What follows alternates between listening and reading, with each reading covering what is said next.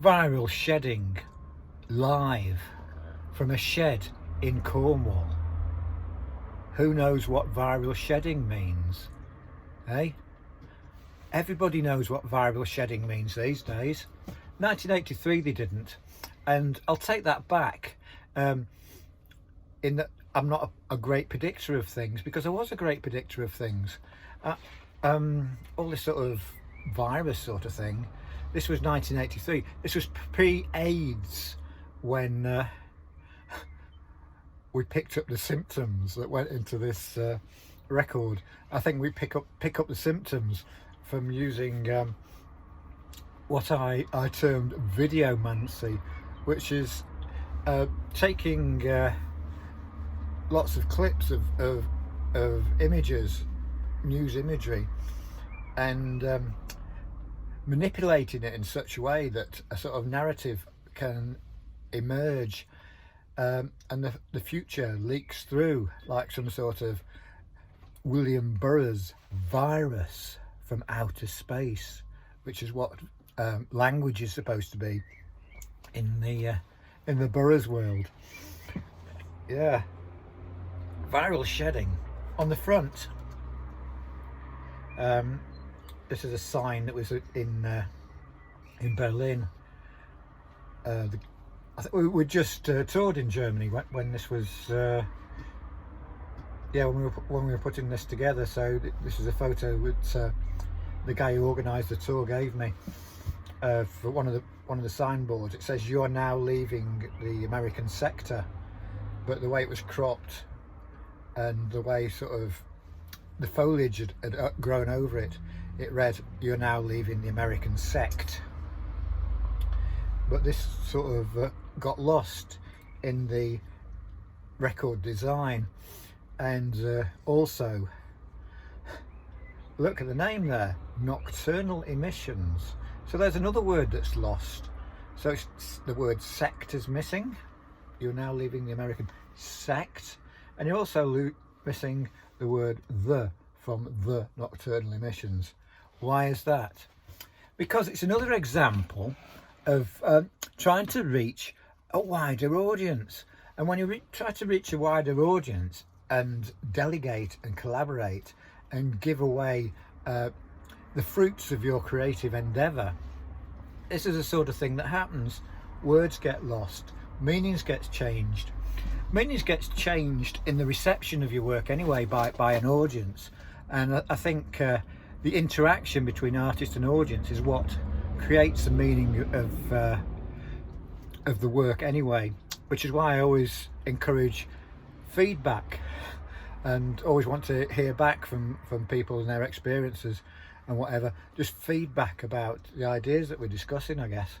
The reissue is on Klang Gallery, which is a little shop in Vienna, but the first edition of this was Illuminated Records.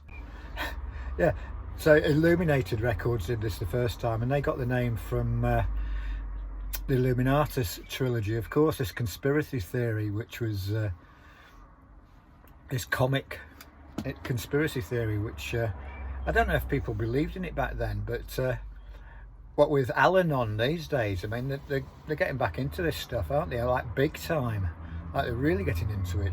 The covert state, what was it? Trump said about it, not the secret state or something, I don't know. But these bizarre stories. So that was Illuminated Records who put this out, and so bits of it was changed around. There are lots of bands called The something or other. That's why I called it The Nocturnal Emissions, you see.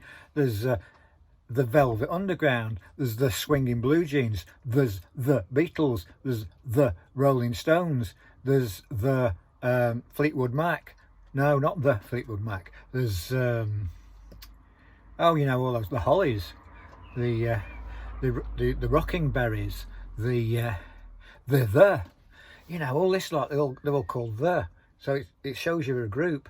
But it became fashionable to drop the at around 1983 if you're in Sounds magazine. So also, if you drop the it means you don't have to use up so much letter set when you're laying out the picture. I used to use letter set back in those days. It's like a rub down transfer lettering. You know, I guess this was done with a computer or something. Most likely this was done on a computer, because as you can see, these things are getting smaller and smaller. Oh, don't clown around, just get on with it. Okay, viral shedding, 1983. Tell me more. Get your vaccine in. Get vaccinated. We predicted this in 1983, before AIDS, before any of that stuff. We predicted all this. All these graphics with people with masks, face masks. That was our prediction in 1983.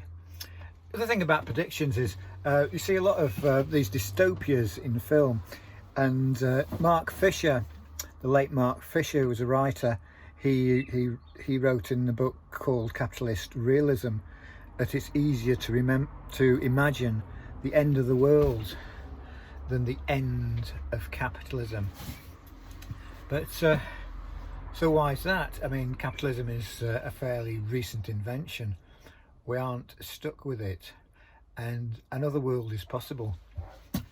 And what I like to say, like over and over, is another world is possible. You just got to use your imagination a bit, and don't follow the dreamscape which has been inflicted on you by corporate media, Hollywood corporate media. Listen to me, mainstream media. It's not. Oh, is it mainstream media? Yeah, listen to these crackpots in sheds on YouTube, eh? Oh yeah, I saw this crackpot in a shed on YouTube, and he told me, don't listen to mainstream media.